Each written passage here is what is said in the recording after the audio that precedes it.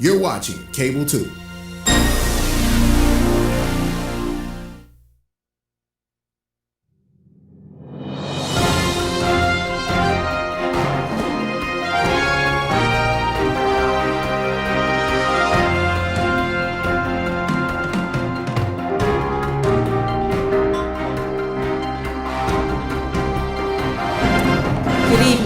Welcome to the Winston-Salem Forsyth County Board of Education work session meeting for February the 9th, 2021. I'm Shay Woodbury, Chair of the Winston-Salem Forsyth County Board of Education. I'm going to officially call the meeting to order.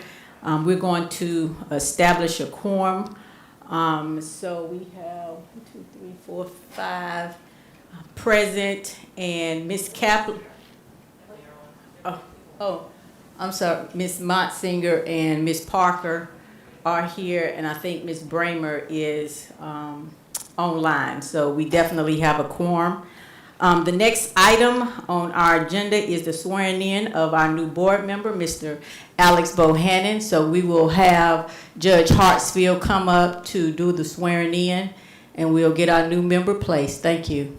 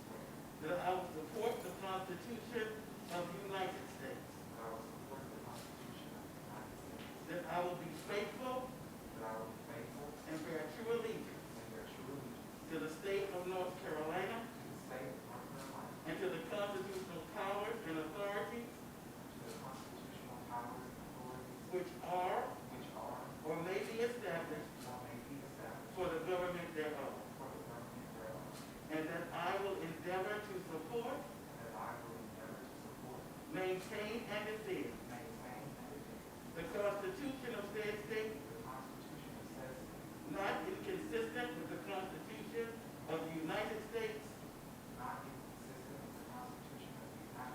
to the best of my knowledge and ability. So help me God. I state your name. Do further swear that I will well and true execute the duties of the office of a member of the Winston-Salem Forsyth County Board of Education, according to the best of my skill and ability, according to the law. So help me God. Congratulations. Congratulations.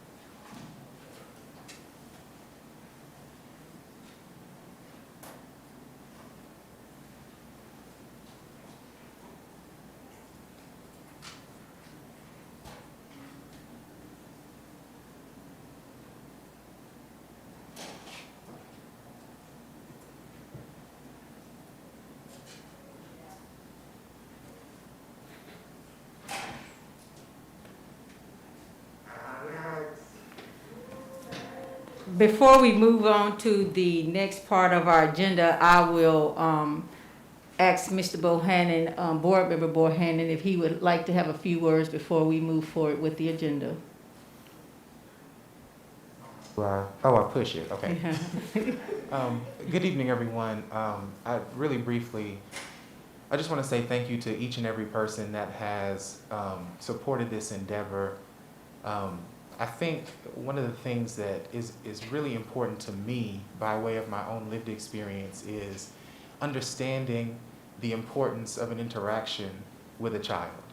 There are lots of people within this community that took the time to give me a kind word, to give me some advice, to really pour into me.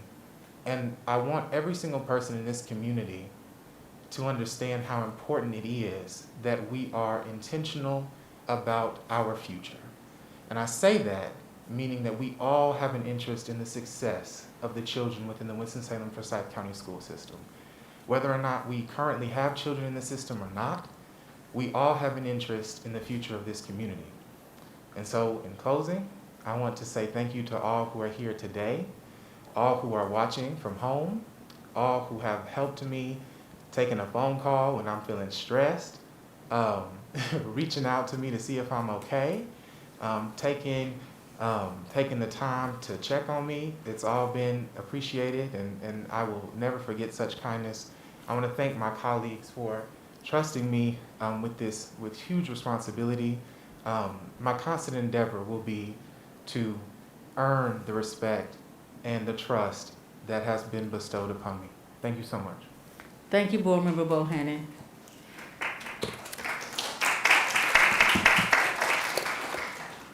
Now we'll get to business. So the next item on our agenda is actually the approval of the agenda. Is there a motion? So moved. Second. If there are no question or discussion, let it be known with consensus by aye. Aye. Any opposed? Thank you. So we will now start with our work session, and I will actually now turn it over to Board Member Bramer, who is the Chair for Finance Committee.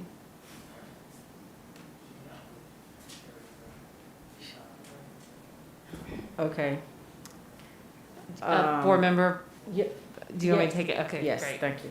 Okay, we'll start with the first discussion item. It's the 2021-2022 budget update, and Ms. Gillis, our CFO, will do that. Thank you.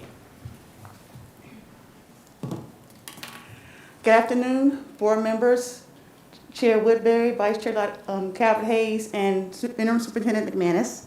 I'm here today to discuss I'll give you a budget update. Oops.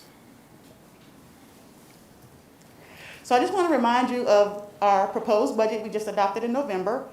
We have approximately $587 million in our operating budget with our state, federal, local current funds, and other restricted revenue. We have an additional $4 million in capital outlay from the county, bond proceeds of $135 million, and child nutrition budget of $24.9 million for a grand total of $752 million in our total budget. So I just want to give you a few items that happened this year with our budget. The county approved an additional $2.9 million increase for this fiscal year based on increased projections to the revenue. In addition, we were notified that there's going to be some ESSER 2 funds. This is the Coronavirus Act that was just signed right before the new year. It was approved December 27th, and North Carolina LEAs will receive $1.6 billion in funding. The exact amount for Winston-Salem is unknown at this time. Actually, I found out today that Winston-Salem's allotment will be $66 million. That grant will be used for to address learning loss, preparing schools for reopening, testing, repairing and upgrading improvements to the air quality in school buildings. The grant lasts till the September 30th of 2023. So we have some time to spend that money. We don't know when we're going, we haven't gotten it yet though, so right now we're just waiting to see when we get our allotment. On February 4th, the governor laid out his current budget year recommendations because he wants to also amend the budget for the current year, but obviously it has to go through legislation. But his plan would include emergency assistance for schools, funding for school nutrition, and bonuses for school district staff. Like I said before, this plan had to be approved by the General Assembly, so right now it's just his plan. So for fiscal year 21-22, it is anticipated that the state will hold LEAs harmless for fiscal year 21-22, funding based on 2021 enrollment. So we will not be harmed by our lower enrollment this year. In addition, the Fiscal Resource Division has asked all LEA CFOs to provide information about, for the General Assembly on the feasibility of an increase to $15 an hour for minimum wage for all public education employees. So right now we're working on that data to get that to the Fiscal Research Division because they're trying to see the feasibility of doing that. So that's one thing that could impact our budget this year. And right now, there's currently a committee comprised of school district and county finance staff, along with community partners, discussing the district's county funding formula. The committee is scheduled to issue a report in late February. And once that report is issued, we will present that to both boards. So just some key dates for the 2021-22 budget. We're scheduled to present on April 13th at the work session. We'll try to squeeze in a budget work session in between that meeting and the April 27th meeting, where we hope that the budget request will be approved. Sometime in May, or the to be determined date, we'll present our budget request to the county commissioners. On May 13th, the county manager will recommend his budget to the Board of County Commissioners. On May 24th, there'll be a public hearing of the Forsyth County budget. May 27th, they will adopt their budget over at Forsyth County. And then sometime between July and September, hopefully, we'll get a state budget this year and we can adopt our budget. And that's it. Great. For the budget Are update. there any questions for Ms. Gillis? Okay, we'll move on to the second discussion item. There's a question. Oh, I'm sorry. Go ahead, Ms. Parker. I got a couple, sorry. The 66 million, was that voted on the December 27th, or is that new money that we may get that Raleigh's? That is money that was part of the new Coronavirus Funds Act that was passed back in December, the COVID Relief Act. Okay, They gave money to the state, and the state in turn gives us the money. Right now, we're waiting. We got a preliminary number of how much we'll get, but we haven't received any of it yet. okay, because I heard there was chatter in Raleigh about giving some additional money for learning loss and summer program and all that. Right, and So that's not a part that's. Right. This is federal money. Okay, This so is federal this would grant be money. totally any other money. Yeah. for- So if the state decides they want to give us money, that'll be a separate pot of Okay, money. so that would be some more money that we might receive Yes. for learning loss? Yes. Okay, all right, good. I wanted to make sure, sometimes, money gets put, Yeah. Yeah. This 66 million is federal grants okay, all from the right. federal government, but it comes through DPI, which is Uh-huh. the Department of Public Instruction. Okay, good. And one other question I had, what's our representation, and you don't have to give me names, but I mean, on the funding formula, do we have? I'm on it. Okay, do we have teacher representatives, do we have? No, it was recommended from this, I guess this happened before, about 10 years ago. We have one retired person from Winston-Salem Finance. Okay. We have two current employees, myself and my CPO of Finance are on the committee. And then there are some county budget people, some retired county budget people, and then there is some community partners. Okay. And so there's community partners, they represent, what facets of the community? Like the Chamber of Commerce. Okay, all right, thank you. I was Okay. just wondering what kind of representation was on that committee. Any other questions about the budget? Ms. Gillis is going to be up here a while, so if Yeah. you come up with some later, she'll still be up here. Okay, so we'll move on to budget amendment number 1 and transfer number 1. Board Member Crowley, I was remiss in definitely before we started with the meeting, I wanted to give an opportunity for the guest and family of Board Member Bohannon. If you wanted to stay, you are more than welcome, but we invite you at this time. If you have to leave, you're free to do so. We don't want to hold you here. We may be here a little while, but and I don't see Judge Hartsfield. I think she may have already left, but We just need to probably bring her on staff because she is always available to us and always supporting the school district and do wonderful things in partnership with the school district in addition to all of our swearing in. So we want to thank her for her service, and we will wait patiently as we honor Mr. Bohannon's family here today. Thank you.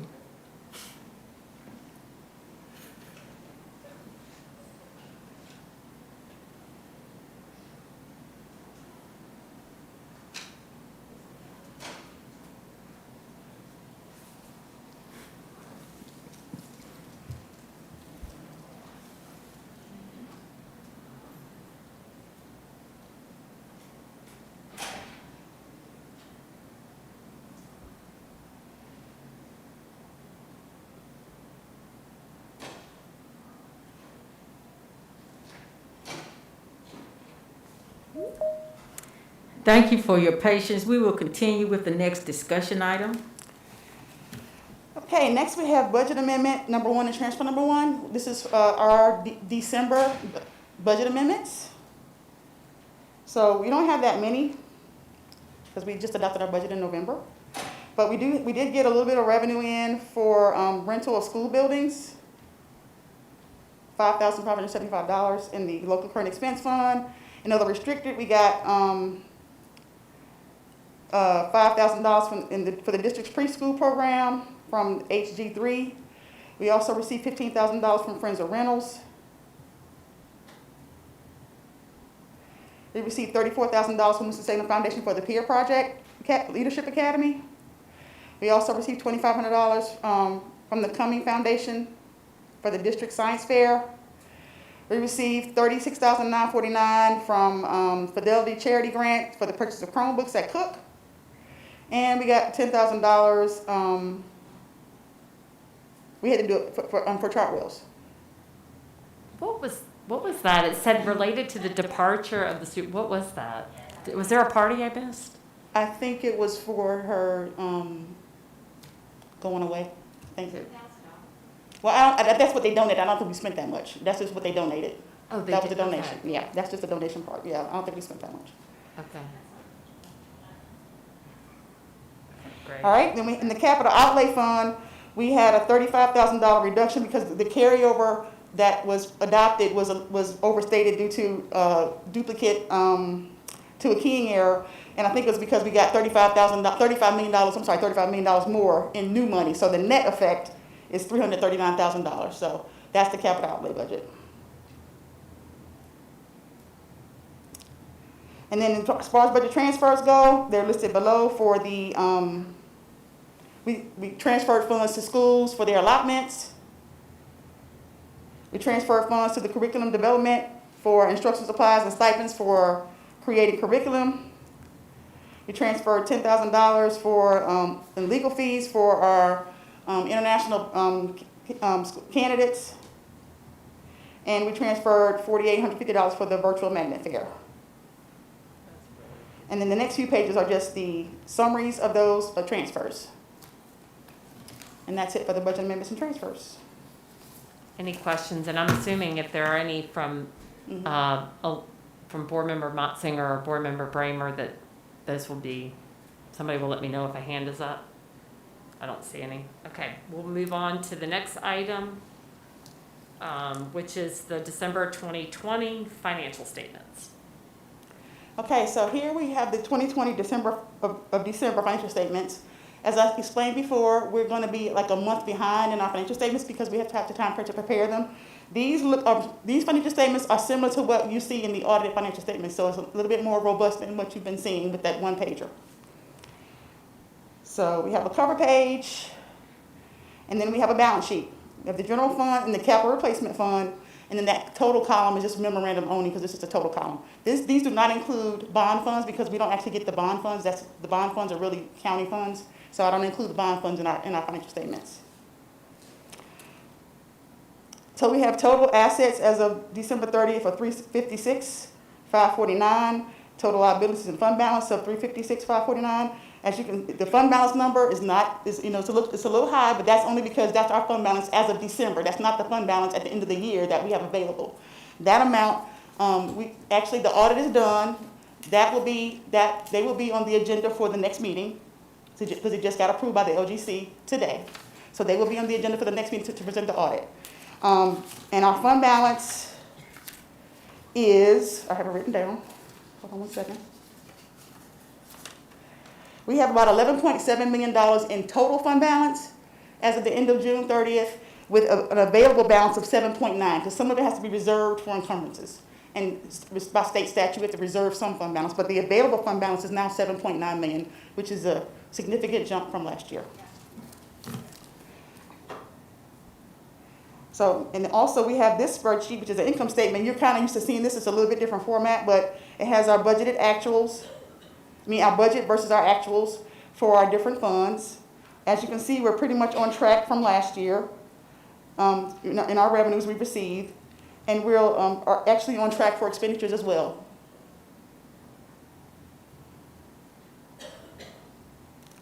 Here's the capital outlay, budget versus actual. Capital outlay, our budget is a little bit lower this year because we transferred some funds from capital outlay to the operating budget. So the capital outlay budget is smaller, but we're still on track with that as well. Oops.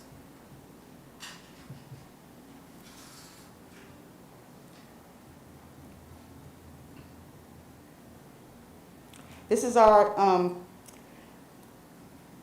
statement of net position for our proprietary funds, child nutrition, and daycare. As you can see, daycare is because we're still having our daycare employees, but we don't have a lot of income coming in for the daycare, so they are losing money right now, but we'll rectify that before year end.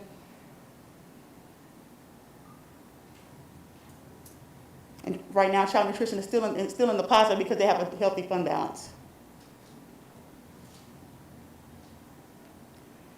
And this is the enterprise funds as of December, the year-to-date operating revenues, and their income statement.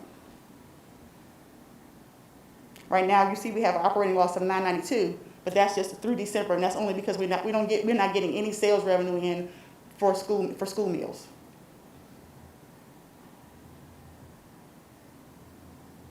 The same thing for the daycare. We're not getting revenue in. We're getting small amounts of revenue in. And that's it for the financial statements. Are there any questions on the financial statements? And like I said, the auditors will be here at the next meeting to present the fiscal year audit for fiscal year 20. It was a lot better, I believe, than last year. And hopefully you'll be pleased. All right. Thank you. All right, and for the final discussion item for the Finance Committee, it's the compensation project. So that'll be Ms. Bonner-Reed and Ms. Gillis.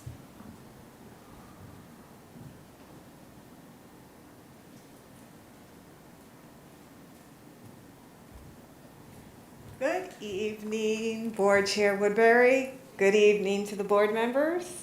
Good evening to Ms. McManus, the interim superintendent.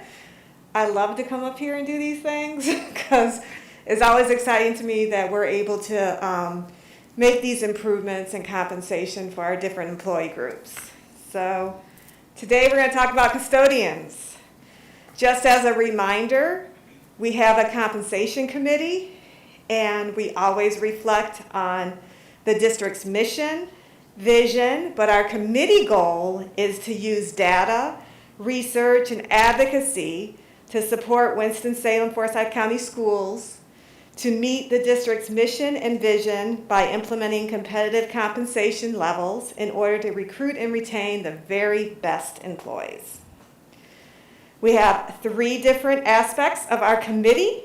The first one is an executive committee that's made up of 2 board members and 5 senior leaders. The second is an internal committee that does research and execution, and that's made up of 6 leaders that include HR, legal, and finance. And then we also have a district team that provides us with input, feedback, and other information, and that's made up of 29 representatives and that represent actually 18 different employee types. So far, this is how we're assessing and how we're looking at the employees. So the work is comprised but not limited to using compensation study information, other research, market data to properly align the salaries for the various job groups. We're also reviewing all employees for experience and making necessary adjustments. And then we'll make these adjustments based on the market as well.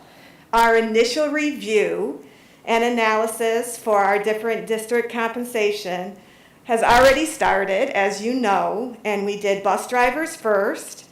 Then last month we did teacher assistants, child nutrition staff, and finally we're going to do employees today, the custodians today. So when we did our analysis for custodians, we wanted to look at some of our local or very close counties. And also we threw in one of the bigger counties.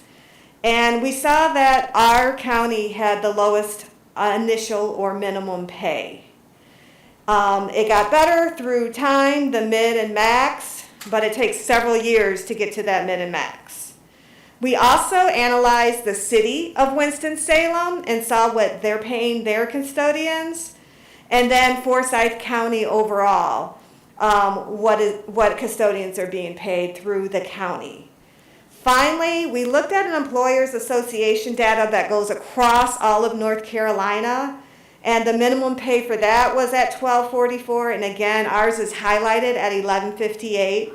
So we used all that information to make our recommendation. And so what our findings again were that our current minimum salary is $11.58. But the area market salary, when we took in all that information, is $12.44.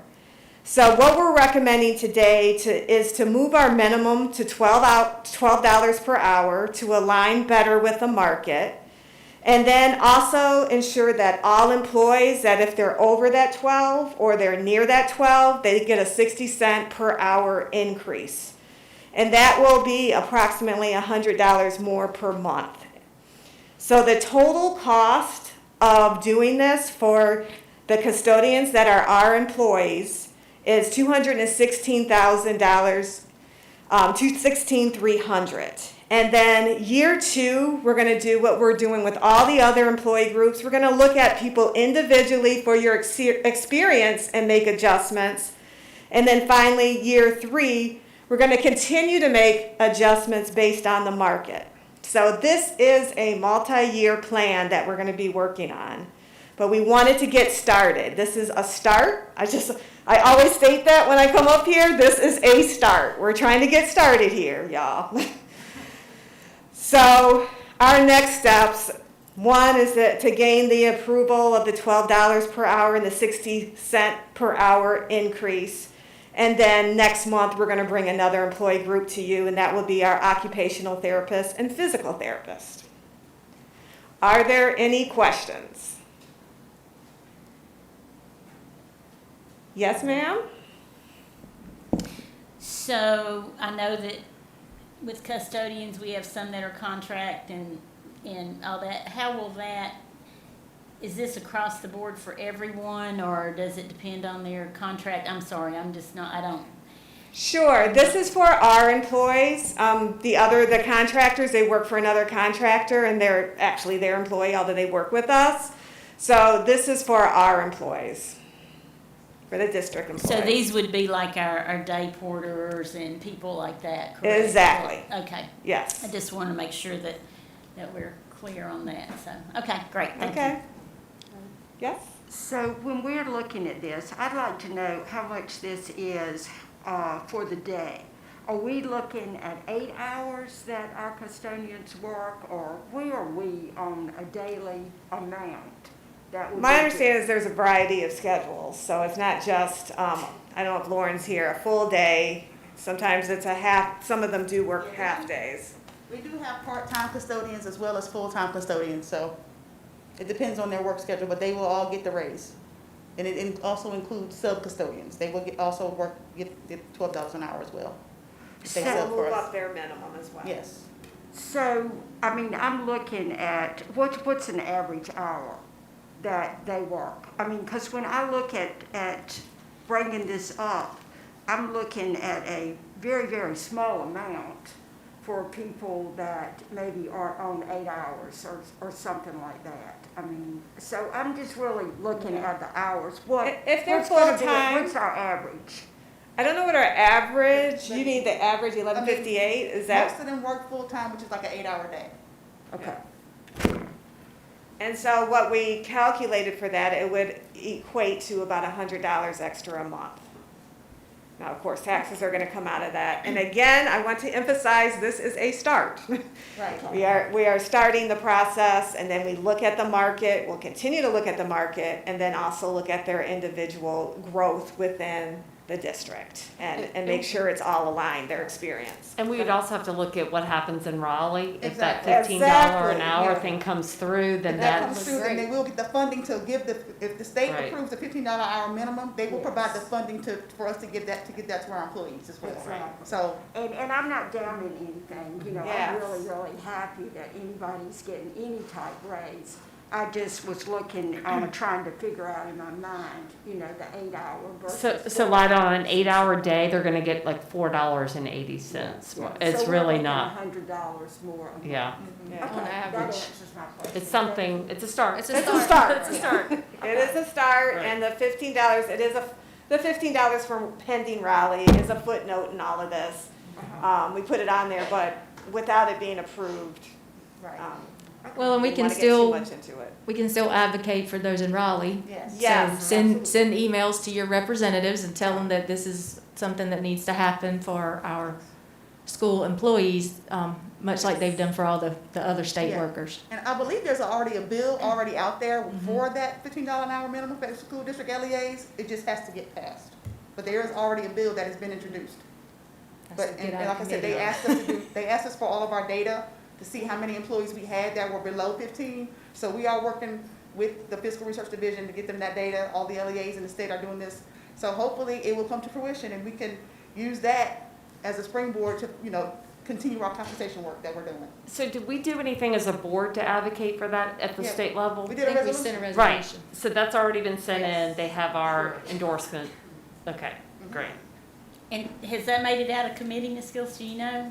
Is it out of committee and on the floor? I don't know yet. I just know they have introduced the bill. I'm not sure where it is in the process. It's not out of the committee. It's not, in, okay, it's not. it hadn't come out. I mean, the last time I emailed, this past week, some of our Forsyth County delegation, it was still in committee. And one more question. Sure. Do we have any type benefits that go with this? Any at all? Well, full-time employees get What- benefits. What are the benefits that go, you know, to our custodians that could be added on to this amount? Well, all full-time employees get benefits. They get health insurance, dental insurance, and they qualify for all of our flex benefits that we have. So that's So- our full-time employees that Yes. get that. I Mhm. thought that, and you Yeah. know, that really adds up with the $12. Okay. Well, no, that's on top of the $12. That Yes, is on that's top of what that, I'm yeah. talking about. Mhm. Thank Absolutely. you. Good. Okay, if there are no further questions, we'll move on to the action items. And it's a reminder for the Finance Committee, we have Board Member Motzinger, Board Member Jones, and I'm guessing Board Member Bohannon, correct? Okay, great. All right, so the first action item is to consider approval of the budget amendment number 1 and transfer number 1. Move approval.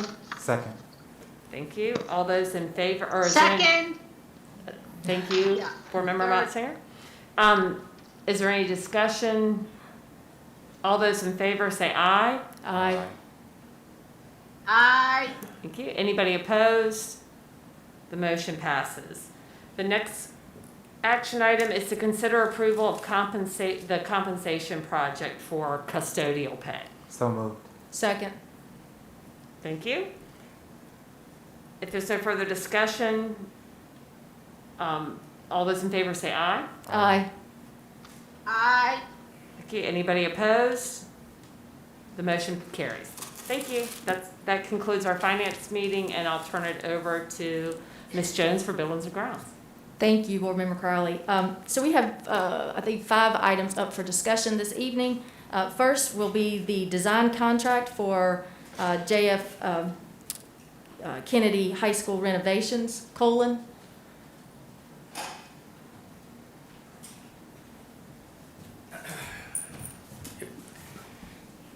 All right, thank you, Madam Chair. I think this one should be fairly self-explanatory. You have in your packet some, or let me kind of back up a little bit. At the January Board of Education meeting, the board voted to accelerate the John F. Kennedy project from what we would call a late Phase 3 or Phase 4 project to go ahead and start the design, wrap up design, start construction as early as this summer. The county commissioners, if I'm not mistaken, I asked Mr. Walker that I think they have subsequently approved that acceleration as well. So what we're asking for here is an increase to the contract that had been previously approved by the board for design services at Kennedy. I think it's part of the 2006 bond. So there was some design done. We need to do some modifications to the drawings, bring them up to current codes, take into account some of the other few minor changes that are going on. So that's what we're asking for approval tonight, is the additional service, which I think is $258,000. I think that's $258,250.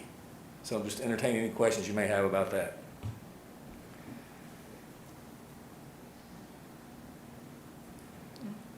No questions, board members, on the design? Okay.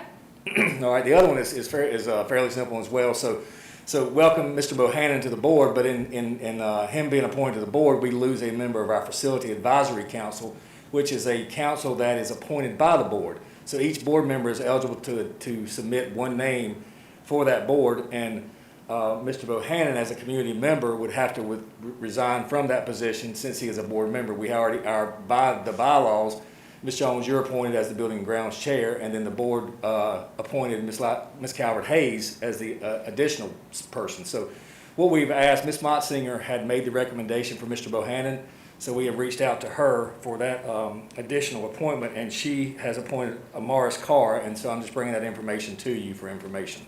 I don't think it requires a vote by the board. But any questions anyone have about that?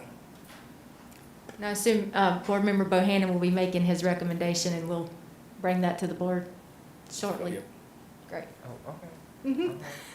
All right, sounds good. Thank you. Okay, so next, our child nutrition spotlight and update.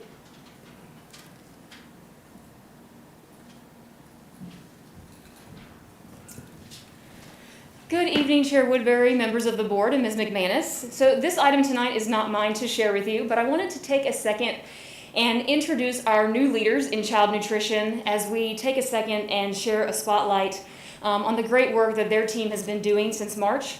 Many of you have asked me questions over the last several months about what support's being provided in person and in remote learning. And so this evening I turn it over to Alicia Cruz, our resident district manager with Chartwells, and our new executive director of child nutrition, Caleb Angelo.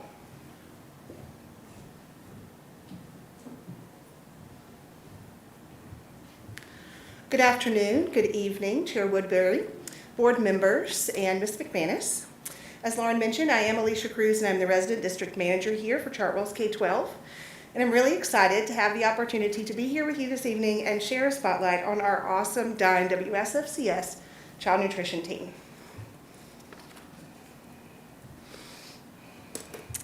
As we are all aware, the last year has been unlike any other we've ever experienced in our living history due to COVID.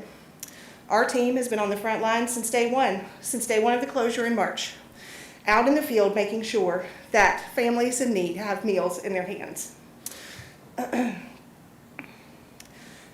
Our staff shows up every day in service of our students, the families, and community, and demonstrate courage and commitment to serve anyone who needs those meals. Our staff is flexible and adaptable. They have challenges just like the rest of us. They're afraid sometimes they're uncertain, but they show up to the call of service every time we ask them, no matter what we ask them to do. So we put together a short little video for you all today to shine a spotlight on our amazing team.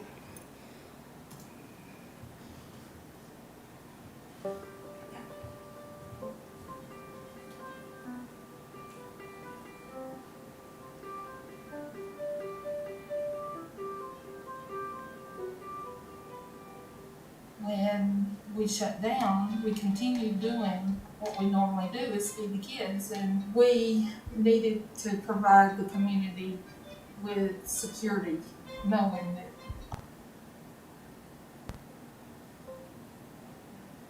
they would get their meals.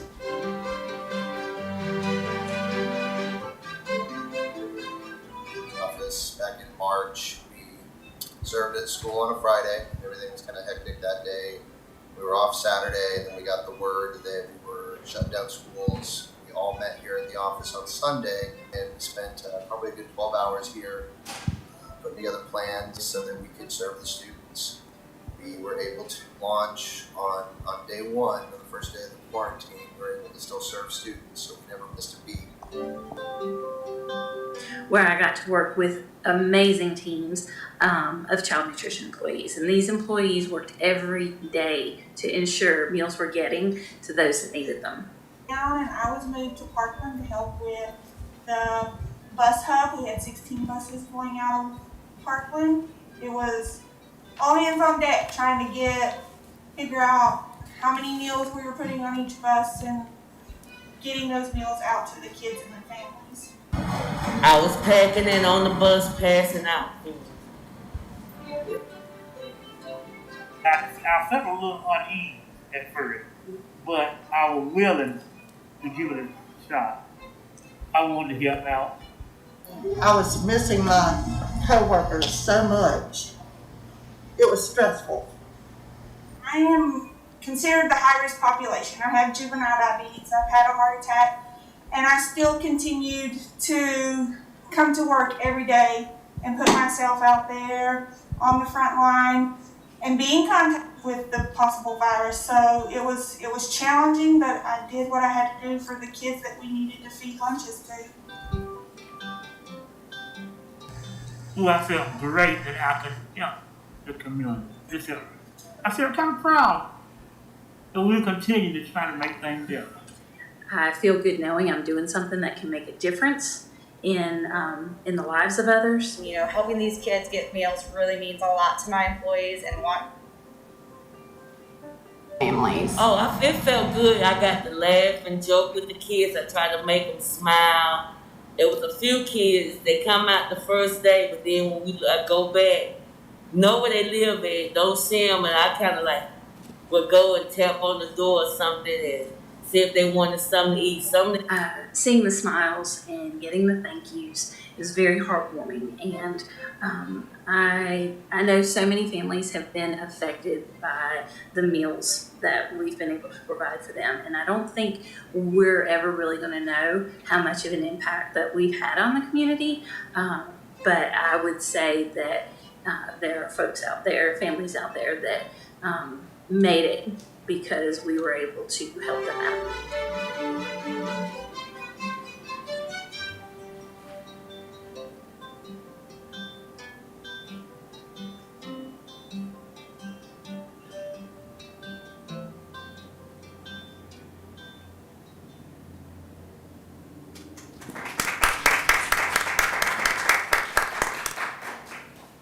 Wow. A wounded child nutrition soldier and another one steps up to the plate without regard of the staring adversity. Yet this soldier is gonna come and show up at work every single day with one mission, and that's feeding our kids. Amazing. And today we are here to still let you understand that our mission is not yet over. We still do this day in, day out. Since March of 20, our soldiers have not rested a bit. And we are here to represent them and to say, we are proud. So let us look at the big picture of where we are headed. We still will continue to serve meals. to every student, every school, every mobile site. We will do it every single day.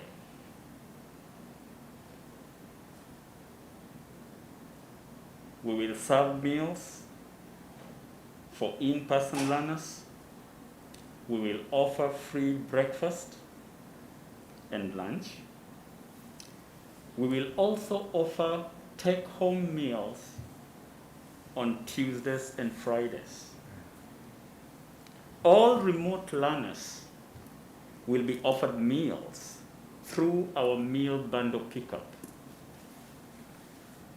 Parents who opt into this program will fill forms that are available on the website. And once you have filled that form, you will come to a location in one of our high schools and pick up your meal. And those meals could be 3 or 7 day meal bundles. We will continue to offer meals on our mobile sites because we realize that we still have areas in this community that are in high need. So we are still reaching out to those individuals and those children to make sure that we serve them. We are standing in the front line for that. We will still continue to offer hot meals to our learning centers, imprints, and all the other centers that have our children in place. We will not give up on that. I want to take this opportunity to thank the child nutrition staff for demonstrating incredible flexibility, determination, and courage during these challenging times. I want to thank our Chartwell partners for guiding the child nutrition department with a high degree of dexterity. And finally, I want to thank teachers, principals and teachers, for the role they have played in supporting the child nutrition department, talking to those kids, coming to the cafeteria, wheeling those carts to the classroom, helping us with trash cans. We will never forget you. And we want you to know that we appreciate you much. Thank you so much. Any questions? I just want to say thank you as well. It's just incredible what you all do for our children. Thank you. Thank you so much. Yes, thank you for bringing this spotlight to us tonight, and please let all of your staff members know how much this entire board appreciates all the work that they have done, that they always do every day, but the extra work that they've done during this pandemic, and we really do appreciate them. Thank you so much. Thank you. Appreciate it. So next we will talk about new activity buses for our new Louisville Middle School.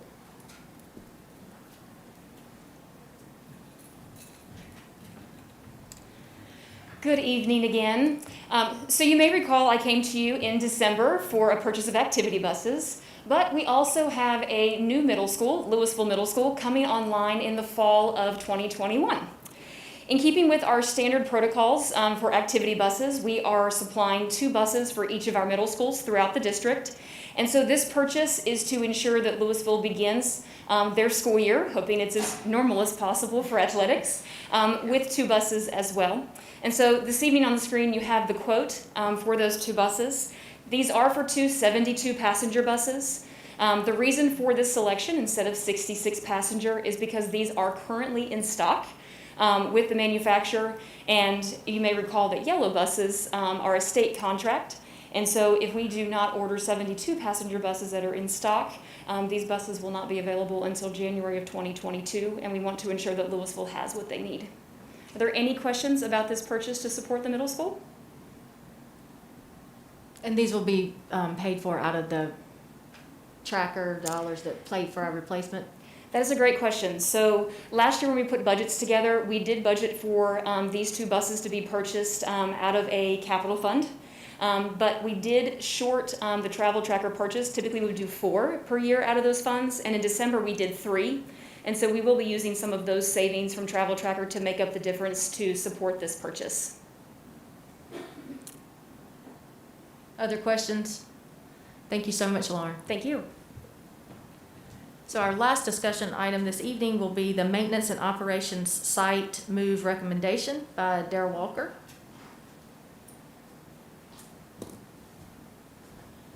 Thank you. Good evening, Madam Chair and Board, Ms. McManus. Tonight, just want to briefly just kind of summarize. We talked to you a few weeks ago about the sale of the potential of the property of Lansing Drive and the maintenance facility by the county for a distribution center that'll be kind of built where the buses are located on the map in front of you. And so in doing so, we have about, where the contract's written, 2 years to move our maintenance facility. 2 years sounds like a lot of time, but when you get into planning and permitting and all that, it's just going to fly by pretty quickly. So we've looked at a couple different options, and right now, all I'm asking for tonight is permission to move forward to analyze the old Haynes location as a potential site. What that means is we may do another air study and do some other evaluations, do some programming, just kind of see. Eventually, if it works out, we will probably program it as an operations center for maintenance, eventually build our bus garage there, move transportation, move child nutrition, and maybe possibly technology if Whitaker Park were to go away someday. Since we don't own Whitaker Park, Kevin's group has been using it through the bond referendum. But the county owns that building, and I can tell you if somebody comes along and wants that for taxpayers' dollars, we're going to lose that site. So we're trying to plan for the future in this, and again, I don't want to get long-winded, but tonight is just to allow us the opportunity to study and program, and that's it. And then we'll come back to you with what our findings are. Other questions of Darrell? No. Darrell, when do you anticipate, if you start this, that I guess you would start to bring back a report or findings? Yeah, I'm hoping to bring you something back before you go out for the summer, at least some preliminary information to look at. If not, it would be early fall. But the good thing was if we were to use that site, we don't have to do a whole lot. We got to do some renovation, but we don't have to do a whole lot of new build. Would help us out a whole lot. The garage is going to be a big issue for our local vehicles, building that. But I will tell you, we're also doing a study and evaluation with the county to see if we can share some resources as we go through this process. We'll also bring that back. They are finalizing the study now. We looked at merging maybe our garages. We looked at grounds and some of the other positions that we were really kind of struggling with to hire people. And so Rhonda Tatum, who's a former employee, is doing that study. I talked to her last night. She's getting ready to release that, what that looks like. So we'll bring that back as well. Great. Other questions for Darrell? Right. Thank you, Darrell.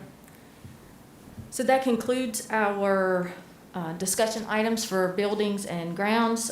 We have 3 items for action. I'll remind for the committee members, that's myself, Lyda Calvert-Hayes, Deanna Kaplan, Marilyn Parker, and Alex Bohannon. So our first action item is to consider approval for design for the contract work at John F. Kennedy High School. Do I have a motion? Motion to approve. Second. Thank you so much. All in favor, please say aye. Aye. Oh, I said aye. Okay, I'm in favor. Any opposed? No. Okay. Next item is to consider approval of the new Louisville Middle School activity bus purchase. Do I have a motion to approve? Ms. Calvert-Hayes, do I have a second? Second. Ms. Kaplan, all in favor? Aye. Aye. Any opposed? No. And lastly, consider approval of the maintenance operations site move recommendation. I would say, it doesn't say analysis, but it seems like we're not moving anything. It's just to analyze. Do I have a motion to approve? Thank you, Ms. Parker. Do I have a second? Second. Ms. Kaplan, all in favor? Aye. Aye. Any opposed? Wonderful. Thank you so much. That concludes our buildings and grounds, and I will turn it over to Ms. Parker for our curriculum committee. All right, for curriculum tonight, our first discussion item is our summer program. Nicolette Grant. Good evening, Board Chair Woodbury, Vice Chair Calvert Hayes, board members, and Ms. McManus. I have two brief presentations tonight, one about our summer program and retesting opportunities, and then Dr. Tina Lupton and Dr. Sajada Latin will give you an update also around credits and PD that we've offered. Okay, I put too much hand sanitizer on my hands, it's like goop. All right. So this presentation is in conjunction with Andy Kraft from Accountability and Nora Ann Bennett, who's our Director of Testing and Accountability. And each year we need to bring forth to the board for approval a summer retesting and remediation. And so the summer program that we'll be offering as part of the state has to be approved by the board. And the presentation tonight will answer the question about, will we offer this program? When will it be? Who's eligible? Will we have transportation? And what's the schedule? So yes, pending board approval, we do want to offer a retesting, reteaching, remediation, and retesting of our EOG and EOCs. The remediation has to occur after the school year ends, so the earliest date that we can offer that is June 9th. And then we will have the retesting for math, EOG, and NC Math 1 and 3 on June 10th, Science, and English 2 and Biology on June 11th. Any student who is not proficient in their math or science EOG, Math 1, Math 3, English 2, or Biology EOC is eligible to take the retest and participate in our remediation. And only those students who come for the remediation on June 9th will be eligible to actually take the retest. We will have normal bus transportation and child nutrition, and they will be run at the schools on a regular school day, but there will be an early dismissal for those students. So we'll be bringing back forth a full plan that needs to be approved by the board and go to the state by April 1st is that deadline. Any questions so far? I do have a question. What are we anticipating higher numbers for this, given that we've been in remote learning? We are. So we've had some preliminary data from EOCs. Students have, English 2 hasn't been as much of a dip, but our math students are really struggling in math, not having face-to-face instruction on a consistent basis. So we do anticipate that we will have a higher number of students that may need that. With that in mind, we're already starting plans for what are we doing now in semester 2 to support students and not just wait for the summer. So supporting our teachers as they work with students now through second semester to try to help them be more successful. But we are anticipating more.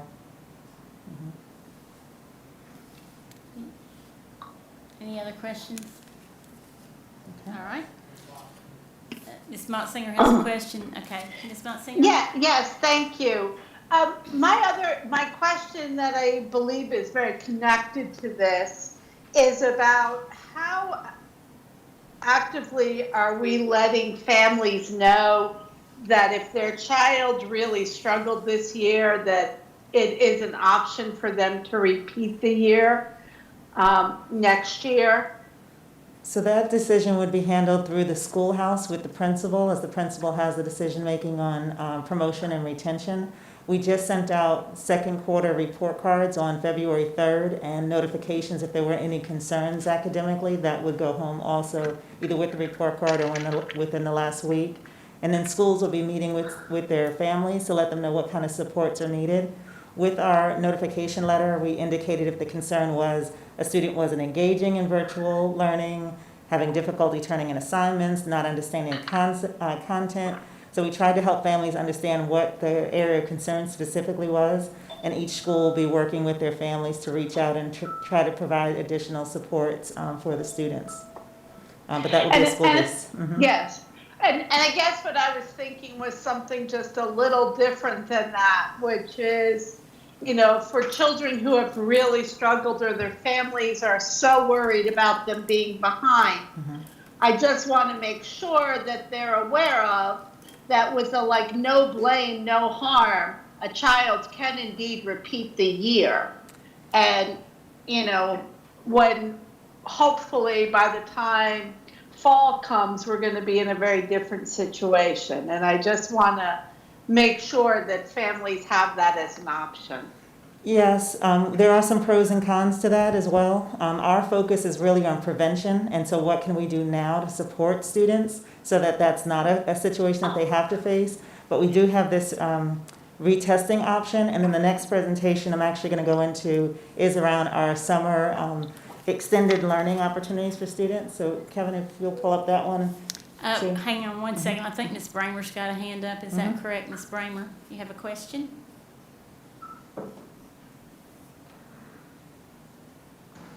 My question is, if you repeat the year, is it, are they going to keep their later grades, or are they going to show both? If it's in high school, they're going to show both on the transcript? So with students who choose to repeat a course, they do have the option to repeat the course and replace the grade in the repeating of the course. So that's if they do the entire course over. They do have that option.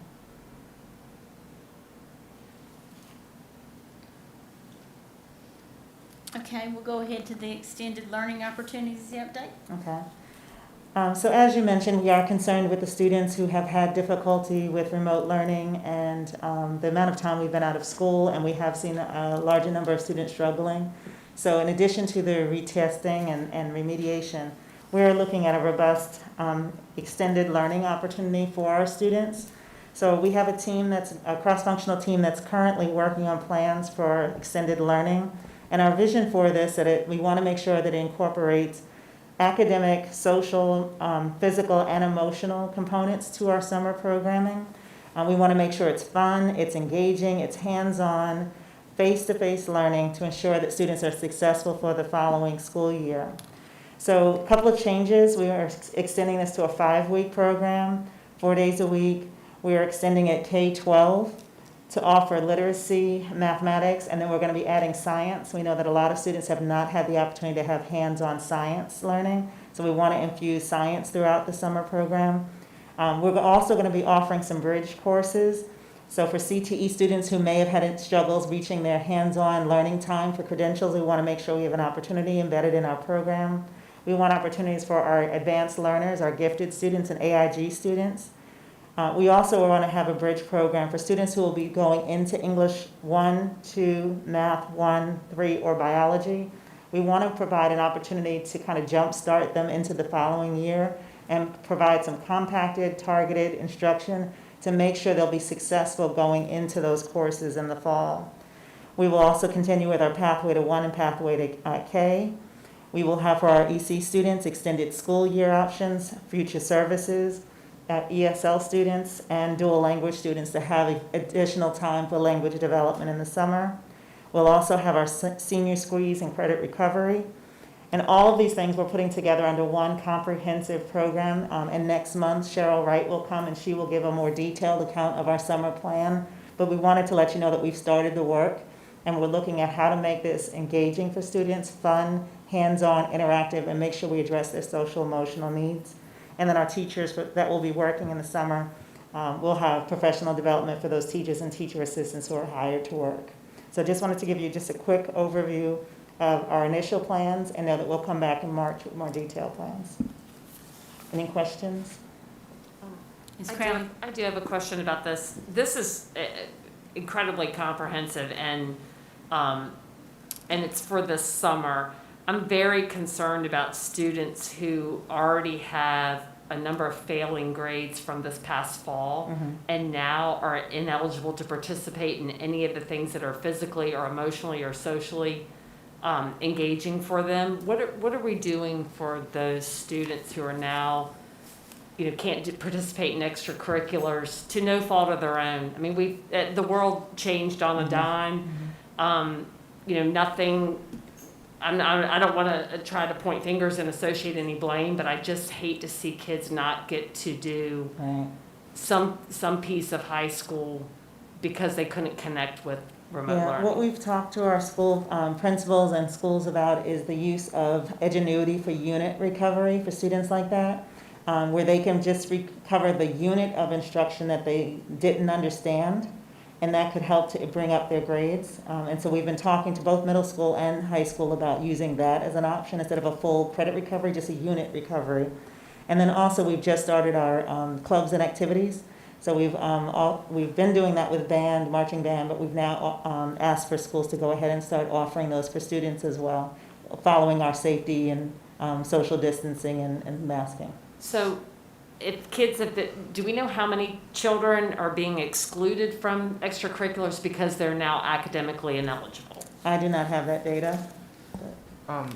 Ms. Grant, so, hi. I'm like, where's the voice come? Not used to hearing a male voice that direction. So to Board Member Crowley's question, so did the standards relative to the kind of GPA requirements for extracurriculars, do those vary across the system, or are they set and established via a policy or a statute? There's some recommendations or guidelines for athletics that are given to us.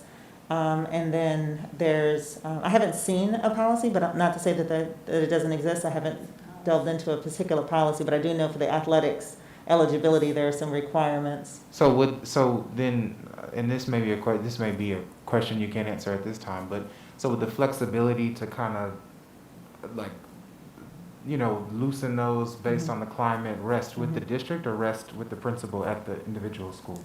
So first, let me check and see if there is a policy, so I'll be able to better answer that. But we just recently talked with principals, and I think it was last week, about offering some extracurricular activities as students are starting to come back in. And we know how important it is for their social, emotional well-being and connectedness.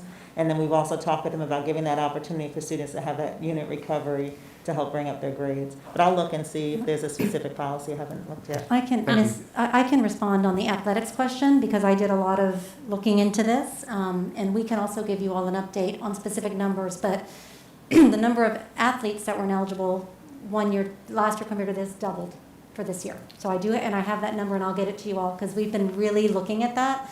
Dr. Pratt and John Sullivan have received information from every school on each athletic each sport, and exactly how many students have been ineligible this year compared to in the past. So I have that data that I can give you. It is a state, as far as athletic eligibility, they have to pass, it's a state requirement, they have to pass a certain number. Is it, Nicola, is it three? I think it's 3 of 4. 3 of 4 classes that they have to be passing with a grade of, I believe, 60% or higher. And so that's a state requirement. And then we have something else local, I believe, that Dion had looked up for us that we were looking at. So we were trying to figure out that the one area that we could adjust, which we discussed, was when you get to the end of the 9 weeks, there is a 2-week period that the eligibility is not determined until 2 weeks later. And so there were 2 weeks that schools were working with student athletes, trying to help them get work turned in that may not have been turned in. And so we actually, during that 2-week period, decreased the number of ineligible. But it's still a concern. It's doubled from last year. So. So I think you answered my question. So though we have these, a program where we can try to work on the particular units, if they are, that will not help our student athletes though if it's outside of that 2-week window. Is that right? Yes, once eligibility is determined, but I think they can they do it during the 2-week window, Nicolette? The units of recovery, they could, yes. Okay. I'm just concerned. I'm very concerned about that. I mean, several athletic directors have reached out, and they one told me I have a JV and a varsity soccer team, and I'll be lucky if at the end of this we have enough players to make one team. And it's not at the fault of these students. These particular students are, really struggling with remote learning and resources at home. I mean, I think a lot of it has to do with not having, resources there in the home. And so they're still not back in school, so we're penalizing them for a situation that is no fault of their own, and they're not. I mean, elementary does have the opportunity to go back to school, but for the majority of high school students, they still haven't seen a classroom yet since March of 2020. Yet we're penalizing them and giving them we're taking away the only lifeline they have. And that really concerns me, especially when you look at what the alternatives are that they could become involved with if they're not on the soccer team or playing softball or whatever it is. And whatever we could, I know that some of that has, state, hands involved in that, but just whatever we can do as a district, I think, to think out of the box to try to help put these kids back into something that, that they love to do, and that's particularly their outlet. And honestly may keep a lot of these kids continuing on in high school instead of dropping out. In the past, way past years ago, whenever we instituted a grade point average for athletes as well as extracurriculars, those students who fell into that, either about to be in trouble and not be able to participate, or that they were not able to participate because grades, we had a remediation plan in place where they maybe missed half a practice and went to remediation or whatever. Do we still, and I know we took some extra funding, we got funds for that out of, I guess, athletics or something, and so do we still have that in place with remote learning, or can we institute something similar? I know that the athletic directors were following their students and trying to follow up with them, and we had been talking with high schools back in probably the end of first quarter about ways to try to engage students and give them opportunities to close the gaps. But I believe it wasn't exactly my area that I was focused on, but I believe that they were working with their students that are on there. The athletic directors were working. I don't think John's in here. You know what I think I could do? This is a good discussion, and if I bring John to our next session, so you all can ask him really specific questions, but I believe that our local policy, and Dion, correct me if I'm wrong, but we looked at the local policy.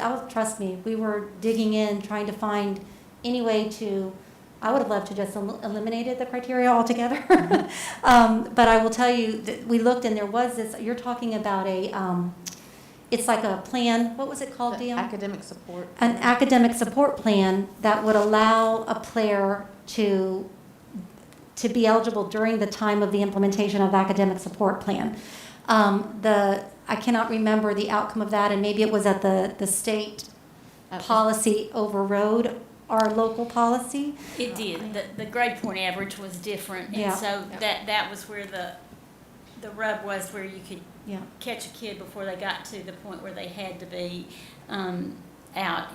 And I know coaches work to turn in, kids. The students turned in their grades each week, and the coaches reported, and then they set them up in that. And it really, I do think, to Ms. Jones's point, I think that it kept a lot of kids in school from dropping out, period. So absolutely. So I don't know if we're definitely on a tight timeline for this. If I'm doing the math right, Friday is the deadline.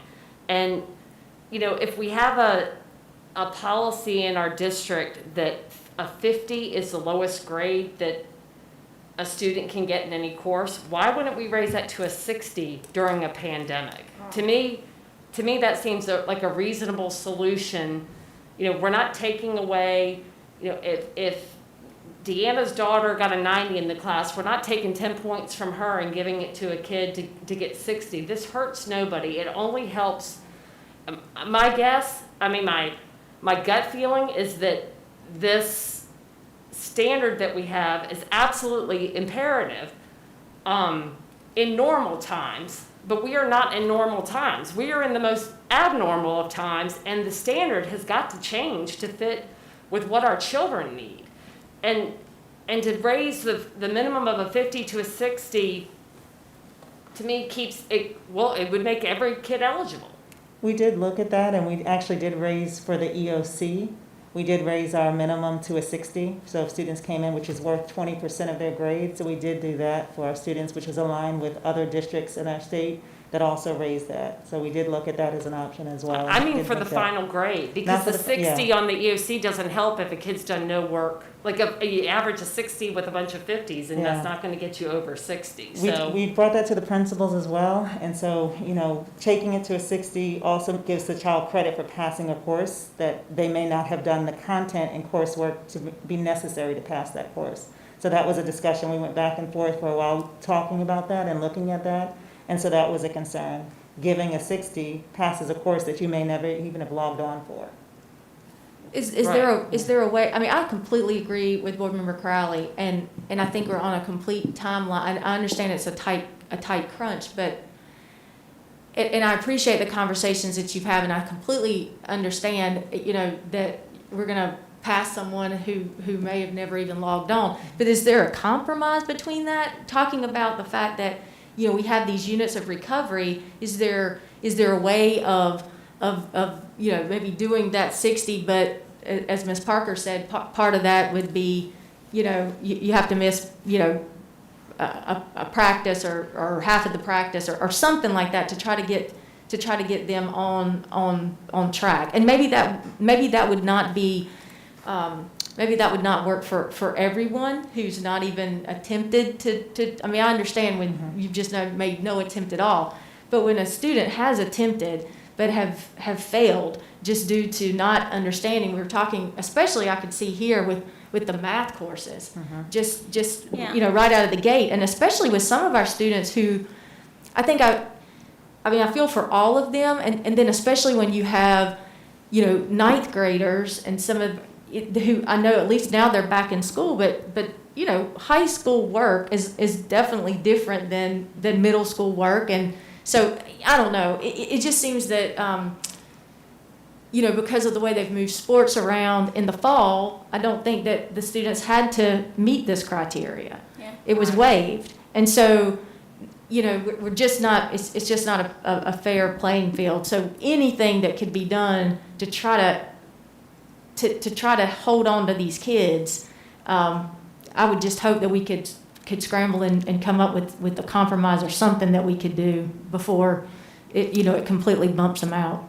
I think the beauty of that remediation program was that it was a small group of students and they had a lot of one-on-one. And I mean, I can see where, especially with the math, and that seems to be where everybody, even elementary kids, are having that, where the rub is. And I understand I was not a good math student and I'd have never made it during this time.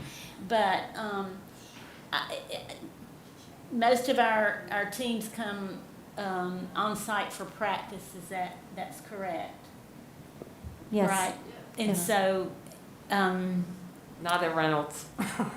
and they are, yeah, and they are, so they might, I mean, I'm just thinking outside the box out loud, talking out loud, but, so might be possible if we had someone on site to help students prior to or during that time.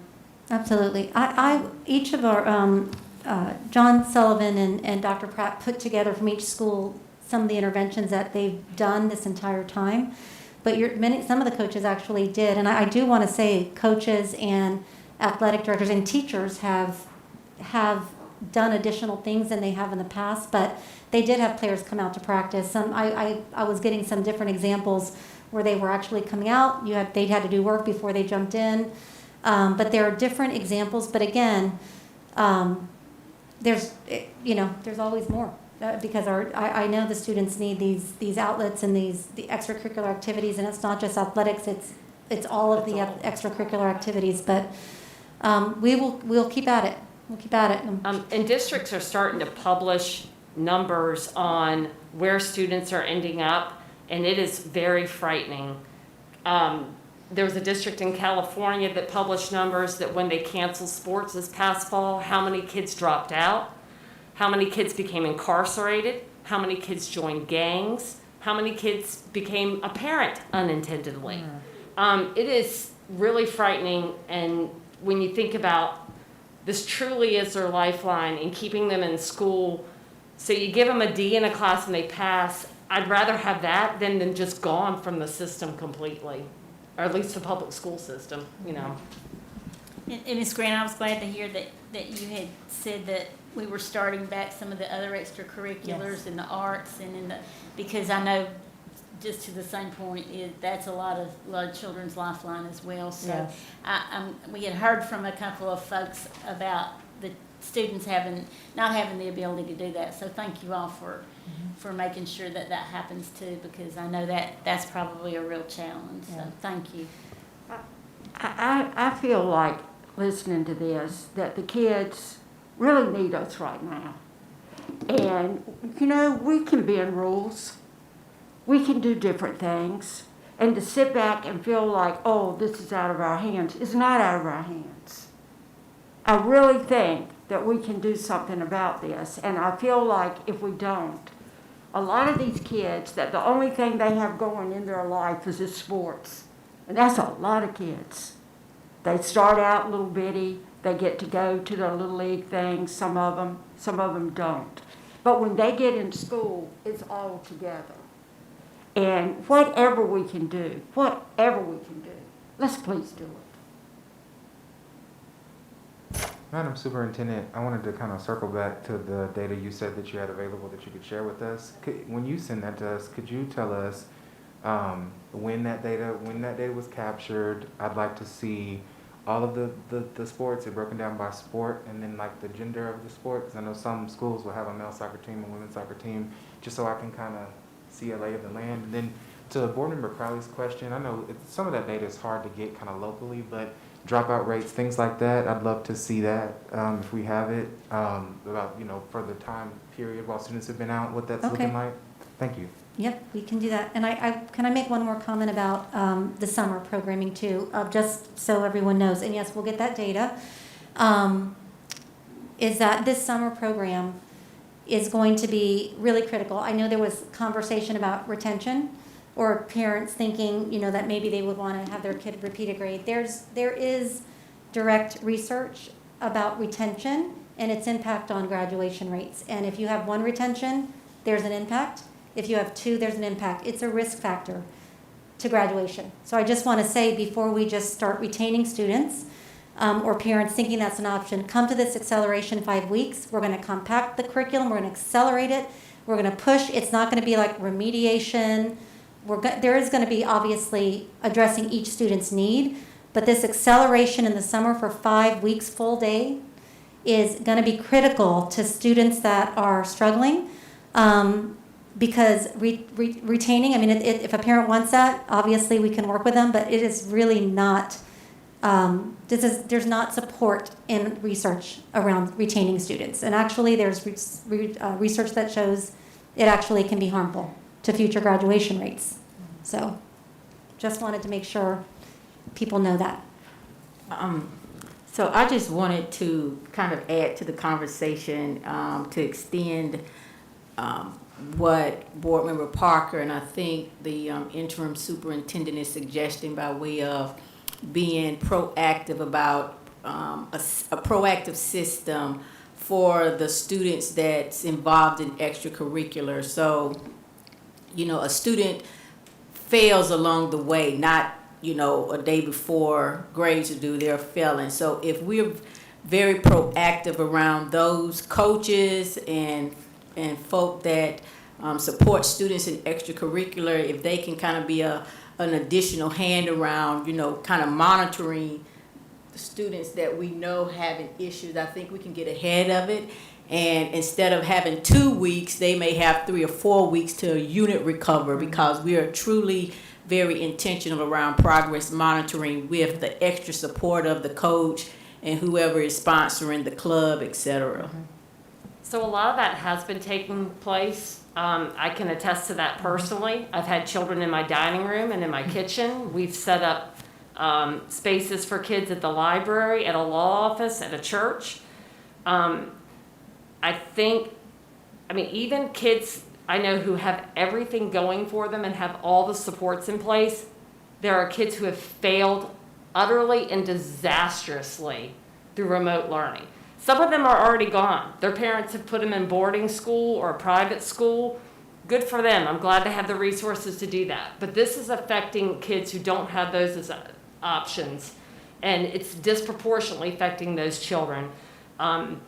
Kids that, you know, we had a kid at my home who was dealing with his utilities being cut on and off, you know, just a mom at home, and she was working most of the time. He had to pick up some extra shifts to help pay bills. I mean, it goes on and on. You guys have heard all the stories. It's real and it's happening, and it's in the middle of a pandemic. And I agree with Board Member Calvert Hayes. If we can't do something now for kids, then what are we doing? What are we doing if we can't make exceptions now for our children so they get a D and they pass? I'd rather have that than them drop out or repeat a grade. I'd rather keep them with us where they can be with mentors, coaches, teachers, administrators who care about them and want to see them succeed. And I thought that was our job. I thought that's why we were put up here, to be able to make sure that kids first. And we can change things. And sometimes we ought to step out on the limb and change it. And this is a perfect example. We need to change things. Thank you. Let's see. Next, we have professional development update by Dr. Lupton.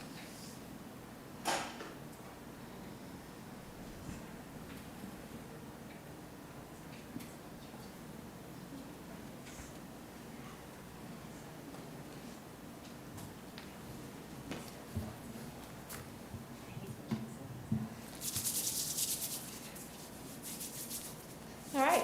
Good evening. Let's see, Board Chair Woodbury, Vice Chair Calvert Hayes, members of the board, Mrs. McManus. I'm excited to take a couple minutes here today to discuss the professional development opportunities that we have provided our various staff members here in Winston-Salem. So to start, I'm going to highlight our teacher assistants because usually they don't always get to participate in our professional development. But through a grant, we were able to provide them with, so far, 4 out of 5 professional development opportunities and receive a stipend for participating. They have provided so much positive feedback and appreciation for these opportunities. We were able to reach about 85% of our teacher assistants. And when I say teacher assistants, that includes all of our teacher assistants. So our exceptional children, ESL, pre-K, and then our general K-2 teacher assistants. Next, we have our instructional leadership, which includes our principals, our assistant principals, instructional facilitators, and our instructional technologists. Each month, we meet with them to provide them ongoing professional development. And then this month, we're really excited to start some mini PD offerings that the principals have the option to participate in. And they will run about 30 minutes at a time, so they're short, sweet, and to the point. But then over time, they get a little bit deeper in the content. These will run for the next 12 weeks. And then our content areas have done a really great job at providing great depth of professional development around the digital resources that we have acquired this year through need because of COVID. So throughout the year, during our professional learning days, they get to have more time with our content directors to go even deeper into these resources. And then our amazing teacher leaders at the Teacher Academy also provide professional development after hours for teachers. These sessions fill up every time. They actually duplicate the sessions multiple times to make sure that if someone wants to participate, they have that option to participate. So far, they have done about 40 professional developments, K-12. And then we have instructional technology, which you know has been a great need this year. And our amazing director, Marty Creech, has really gone above and beyond in ensuring that teachers have breadth and depth of the Canvas, Microsoft Teams, and Zoom. And he has built really good relationships and honest relationships with those providers to ensure that they are receiving feedback from us on changes that need to be made, so that way we can ensure that they are working to their best ability to meet our teachers' needs. And then we also have ensured that our content directors, as well as others in instructional services, have created Canvas pages, which is really open communication for our teachers. So they kind of get ongoing professional learning, as well as a chance to communicate with someone to have a little bit more depth in the resources and updates as they are made. That's it. Any questions for Dr. Lupton? Yes. Could you talk a little bit more about if a teacher is in need of some additional help with Canvas, like how that works if they've gone through the training and they need some additional assistance? Yeah, so we have a couple of different avenues. One of the Canvas pages provides tutorials kind of at their leisure to be able to go deeper into Canvas. We also have the instructional technologists that are in our schools that also provide one-on-one support for teachers. So if they needed some more in-depth support, they have that through their instructional technologist, as well as their instructional facilitators. We've provided them with some pretty deep Canvas training as well, so they could get it through that avenue too. Thank you. This may be the appropriate time to just sort of get board, I guess, insight and just the FYI around. We've asked that the board become more aware of Canvas, and I don't know which work session that someone will come and kind of overview it for us so that we kind of understand, you know, how teachers and staff interact with Canvas. But, you know, there's talk of our board having our own Canvas page, and we kind of interact in a very organic way so that we get more accustomed to how district employees are communicating with each other, with students, with families, etc. So I do know that staff is kind of looking into that since we're having this discussion. Thank you. Thank you. Thank you. Our last discussion item is changes to credit offerings by Dr. Lawton.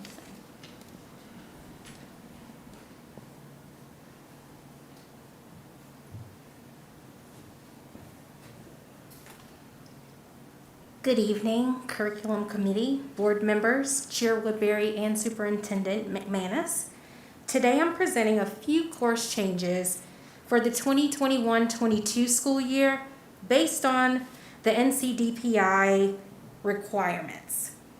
The first change actually occurs within the health and physical education field. NCDPI is actually eliminating all half-credit courses and are requiring districts to pair PE and health for one full credit. All current 8th grade students will register for the PE1 health for one full credit. This requirement is actually going to impact our Dance 1A and 1B courses. Because of that, we're requesting a new class, which will be Dance 1 paired with life management skills, and we're asking that it be paired together, which will allow a PE2 life skills management course for one full credit. All dance teachers will be able to teach the life management skills curriculum that is currently being drafted within our PE and life management skills team. Please know that these dance teachers will not need any additional certification, but they will be given proper professional development to teach the course thoroughly. The second series of course changes lies within our adaptive programs at Carter High School. The North Carolina Exceptional Children Division has added 2 elective courses for high schools that receive instruction on the NC Extended Content Standards. The courses are the NC Elective Health, Safety, and Independent Living, as well as the North Carolina Vocational Preparation. Lastly, NCDPI is discontinuing half-credit courses in the areas of AP Microeconomics and AP Macroeconomics. We will change AP Macroeconomics and AP Microeconomics to full credit courses and allow high schools to offer either course. All UPOs, all text, and seat time requirements will be reflected in the change to the full credit course. That concludes my presentation. Thank you. Questions? I have a question. So, with this change in the dance, and I understand these changes are because there's computer issues with giving half credits. What's that gonna do to staffing, the dance teachers? Or is there not I also know that there are lots of students who love dance. Me. I mean, they take it all the time, if they could. So how creative are we gonna be with, number one, retaining all of our dance teachers, because I think that's important. It's not their fault that the state can't figure out that with a computer. And then, and also, I mean, just how creative are we gonna be with that? How are we gonna rectify the state's issue? So as of right now, we won't be losing any dance teachers. We'll still be offering Dance 1A and 1B. They'll just be paired with a life skills course. I do have Brad Oliver online, who will be able to answer that question a little bit more deeply than I. All right, thank you. Mr. Oliver, are you on there? Yes, good evening, members of the board. So we created the Dance 1/Life Skills class, which would take the local PE2 credit. And hopefully that would, since students already have to have that credit, so that would allow us to have a PE in the dance curriculum. And hopefully that would still be an incentive to keep students enrolling in that in the early years, like as a freshman, and possibly could do as a sophomore too, if they couldn't work it in their schedule. That was the way out. We couldn't use dance as the state credit, but since we have a local PE credit, that was the idea we came up with to hopefully mitigate the situation. So is that going to be the only offering for dance? Well, we still have the regular dance classes through the honors level dance classes and junior seniors. It doesn't change anything as far as our dance program, except the major change is that as a freshman, most of the dance people took dance, as a freshman for PE credit. And since they're not going to be allowed to do that, but students still have to have that local requirement. So this would substitute for that local requirement to hopefully be an incentive for those dance students. But we'll still be offering dance all the way through the senior year. Okay, thank you. So could the local requirement be changed to include dance? There is a new PE or a dance class? Yeah. There is a new arts education requirement as the state has put. Every student has to be in an arts education course now, which is coming out. But this was only effective because of the PE requirement through the state and changing that course. And so we were trying to do a look around and see what our possibilities were here. And luckily we had another requirement that kind of fit our situation. And hoping that would mitigate the situation, because it would have been really disastrous if we didn't have that. And then also just to add, the next item that will be under the policy committee actually has that recommendation of the Dance 1 Life Skills Management for the PE2 local requirement. So we'll be bringing that forward to you in a few minutes with the policy committee. So my question is, what's the current PE requirement for the district? So I know Karen Garman's on as well, but we've been doing PE1, which is a state requirement, but pairing it with life skills instead of pairing it with health.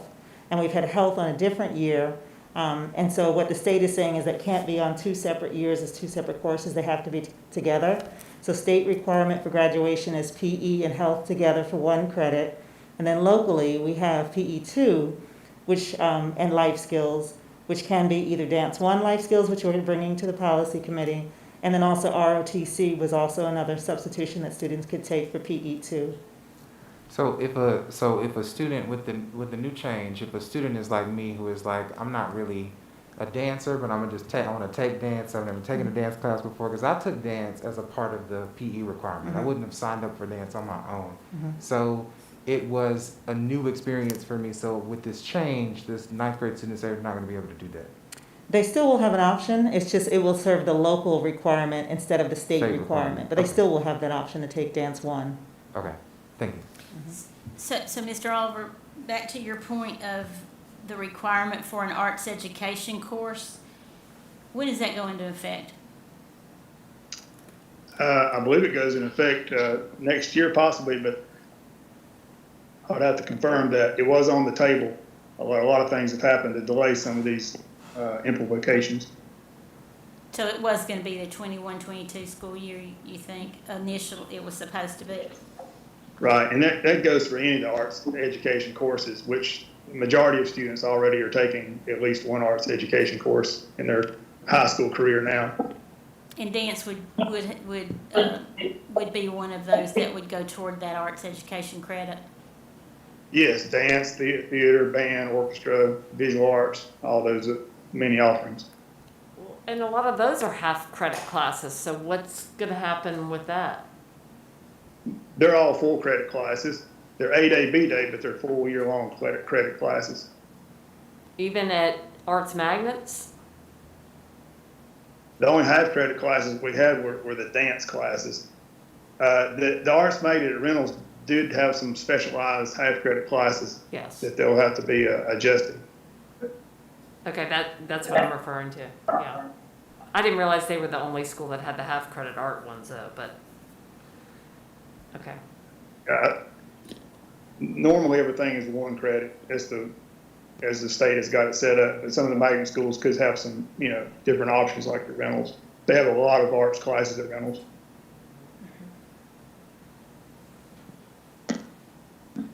Any other questions?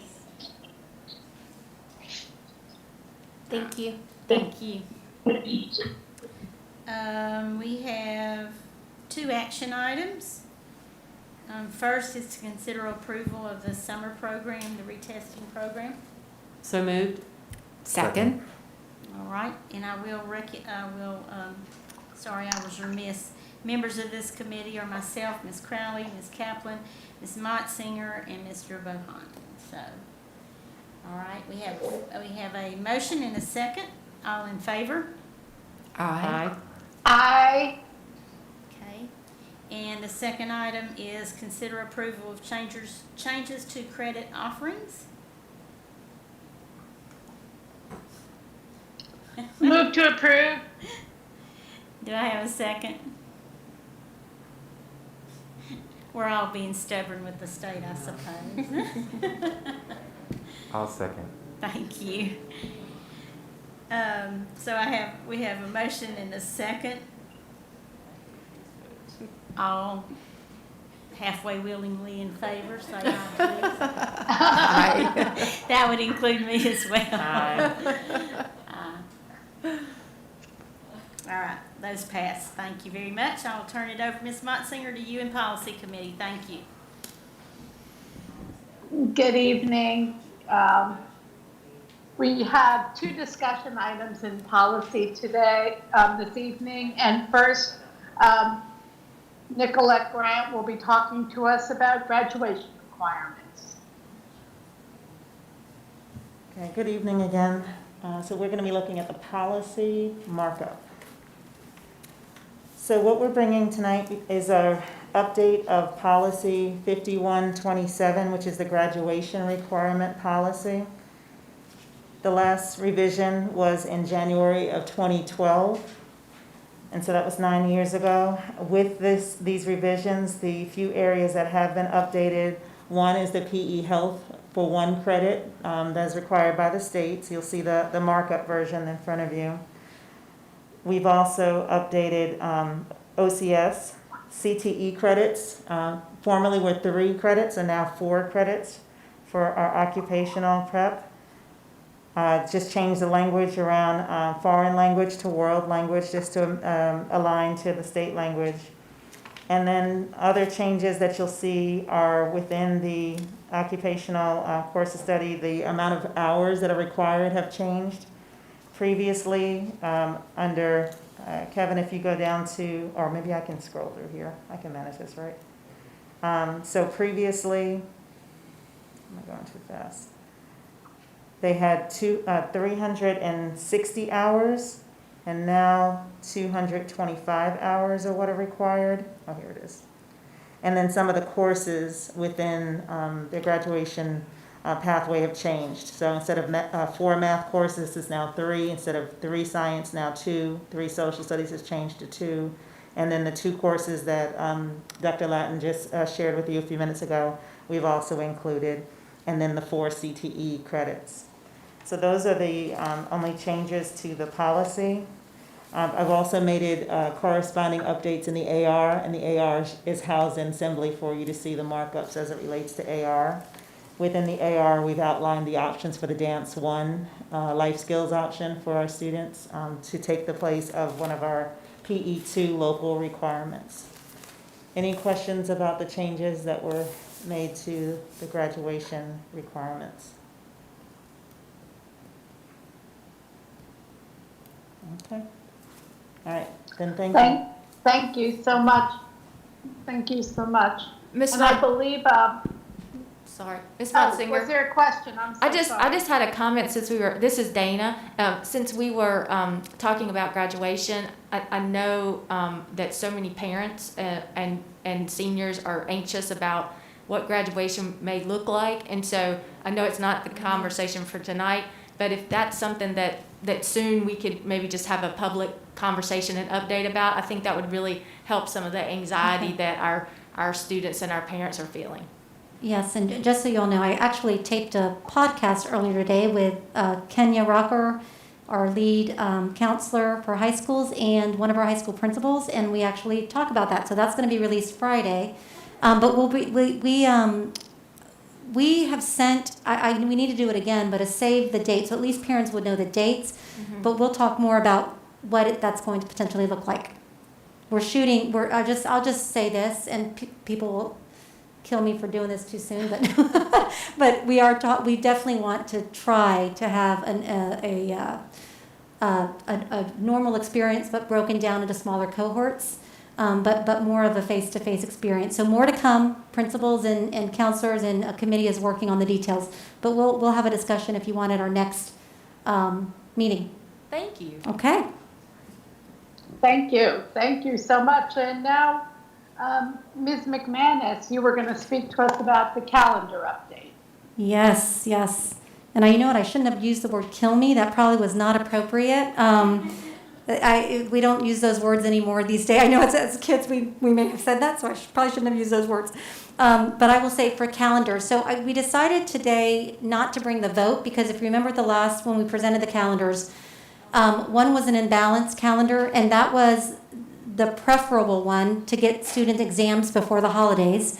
But the lack of balance in those calendars was not well received by many of our educators who want the full amount of time to have their students in classes before they test them at the end of the semester. So the reason I did not bring them this evening for a vote is because we're still doing some work to gather more data, and also because as I've met with this different superintendents group, both the PTEC group and then today the larger district group, there's conversation across the board of districts wanting to be able to come back potentially even a week earlier. I know there's legislation around that, but I've talked to 2 of our state representatives, hoping that potentially we can have some type of workaround or something where if we started 1 week earlier, the imbalance would be way less. We could do our exams before the holidays and have a balanced calendar, but still achieve the goals that everybody wanted. So I'm asking just to not bring calendar back until the next board meeting, so I can have more information and see if there's any way at all that we could make a change there. So that's it. Thank you. Any questions? Thank you so much. We have only one action item on policy, and policy committee members are Elizabeth Motzinger, Andrea Bramer, Deanna Kaplan, Marilyn Parker, and Alex Bohannon. And the action item is consider approval of policy 5127, policy changes graduation requirements. Motion Do to I have approve. a motion? Motion to approve. And do we have a second? Second. Thank you. Any discussion?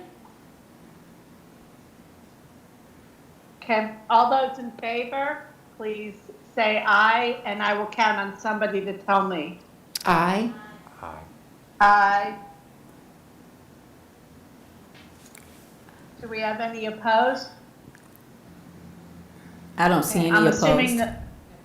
I'm assuming the motion passes then. Yes. And I am passing the meeting back to Chair Woodbury for new business. Thank you, Board Member Motzinger.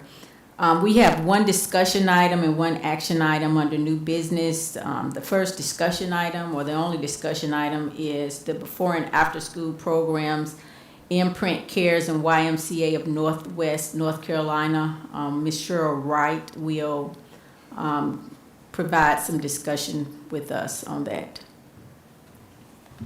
Good evening, board members, Mrs. McManus. Now that our students have returned back to school, a request from our families, providers, and our schools have come to place for before and after school care. So in support of our families and schools, we do support. We are ready to open up our doors and provide for our providers to provide care. So the two providers that you have before us, or before you, are the two that have opened up their doors and provided remote learning experiences and opportunities for our families as well. So this is just another level of support for our students and our families now that they're back in for face-to-face instruction. So with board approval, our providers can begin as early as February 22nd. And that's it, unless you guys have any questions. Relative to, I do. I'm sorry. Oh. You go ahead. Thank you. I just have a couple of questions. So as the other schools are becoming more comfortable with this before and after school care, can other contracts be considered for the schools? Or is this kind of the only time that they can decide whether they're going to have the before or after care? There are other opportunities, yes. There are During other the school year? opportunities, yes. Okay. And my second question is, I was looking over the contracts with the Y and Imprints, and just from an equity standpoint, I noticed that the Y is paying $1,000 a month for school, and Imprints is $500. Is that correct? It should be 500 for both. If it's Okay. something different, that was a typo, and I'll make sure that's Okay, fixed. because But I it should did be see 500 that, and I for was both. just wondering about that. So it's just 500. Okay. Yes. And to answer your other question, Ms. Kaplan, we're still in talks with another potential vendor for before after school care, so it's possible that we may be coming back with another contract in the future. Okay. Thank you. Oh, sorry. Okay. So relative to required, social distance guidings, things like that, could you kind of talk about that? Are they kind of bound to sort of our expectations? How does that work? So one, the school kid is followed. The other is they've worked with each individual principal to ensure spacing at the school and to provide their plans as well in how they follow the school kid and provide safe care for our students before or after. And if I'm not mistaken, these are the two vendors who have basically been, when we have had our buildings closed, I know especially the Y has, and I think Imprints, the whole thing, they've been they've been really the ones kind of helping facilitate and keep kids 6 feet apart and all that kind of thing through this whole thing till we decided to open the buildings. Yes, they've been two of our biggest, in reference to our remote learning centers, providers for our students. Imprints began back in March, and the Y jumped right in right after that to provide the care, so they've had lots of experience in, doesn't mean they're void from, but it does mean that they have had experience in working with our babes.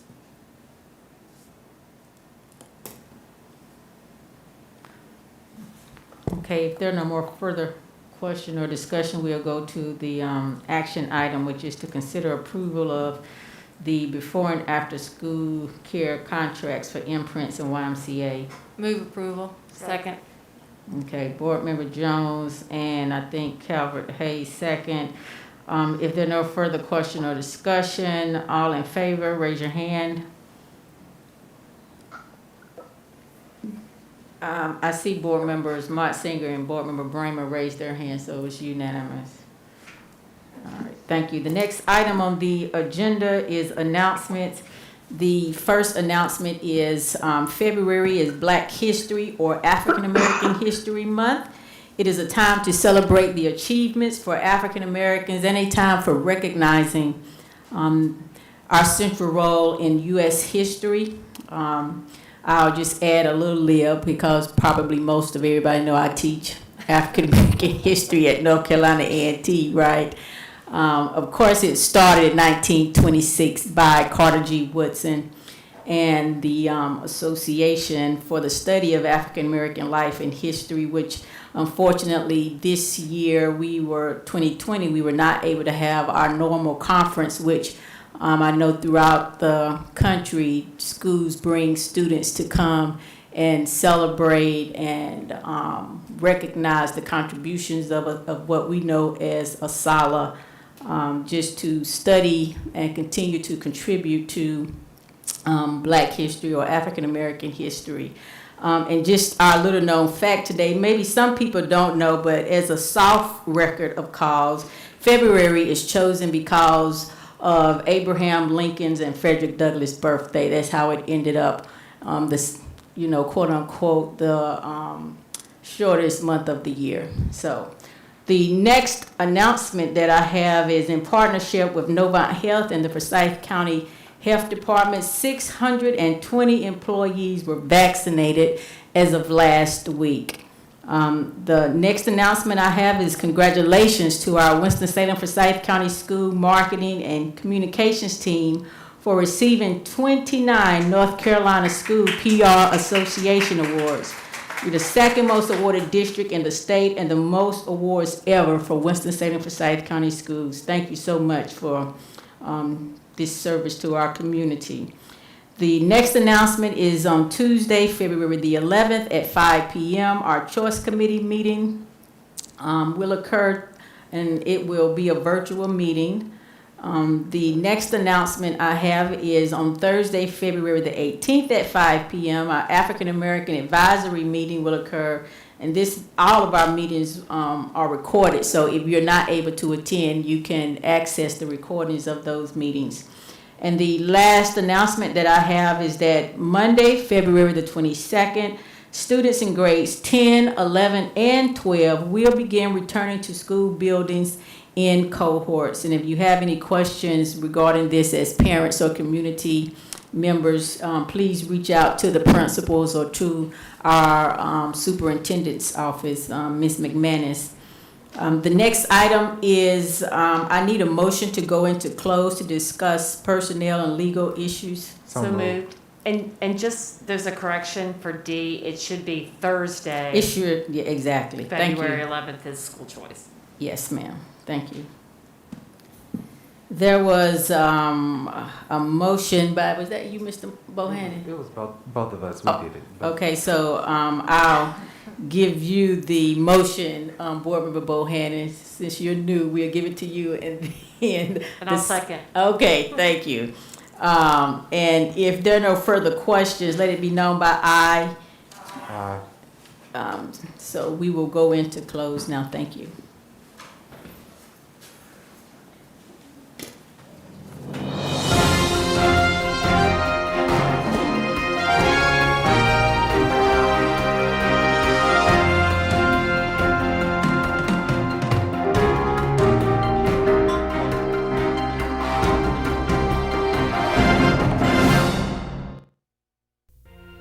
Thank you for joining us on Your School Channel, Cable 2.